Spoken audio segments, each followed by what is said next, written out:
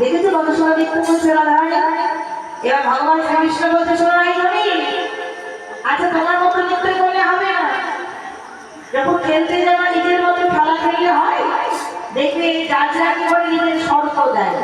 এবার ভগবান শ্রীকৃষ্ণ শর্ত দিচ্ছে নাই ধনী, আমি যেমন করবো তুমি তেমন নৃত্য করবে। কেমন না হবে ভূষণের ধনী না নড়িবেছি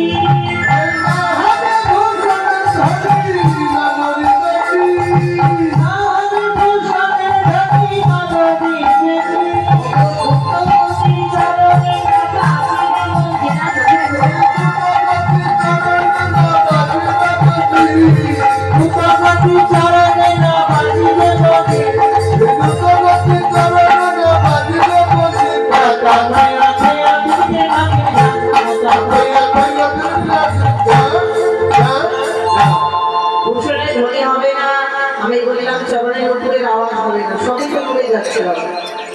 শর্ত মানছে না রায়জনী।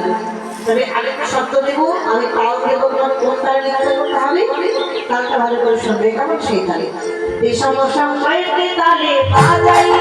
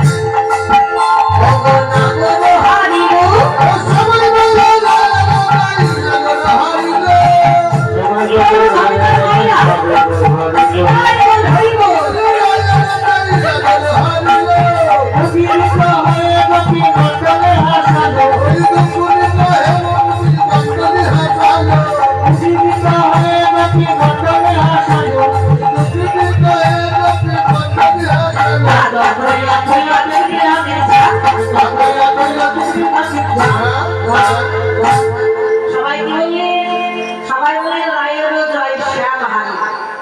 ভগবান হেরে গেল, রাধারানী জিতে গেল। এই বলে দেখো মা জিতে গেছে, পুরস্কার চাপা নিয়ে আসো, রাধারানী হাতে তুলে দাও। রাধারানী জিতে গেছে মানে কেন ভালো নৃত্য করেছে? আমাদের গোবিন্দ এখন নৃত্য করলোই না, রাধারানী জিতে গেল। তাহলে ভগবান শ্রীকৃষ্ণ নৃত্য করতেই হবে না? দুই পক্ষ খেলা হলে তবে তো এক পক্ষ জেতে নাকি। আচ্ছা কৃষ্ণ নৃত্য করবে, বসো এখানে বসে।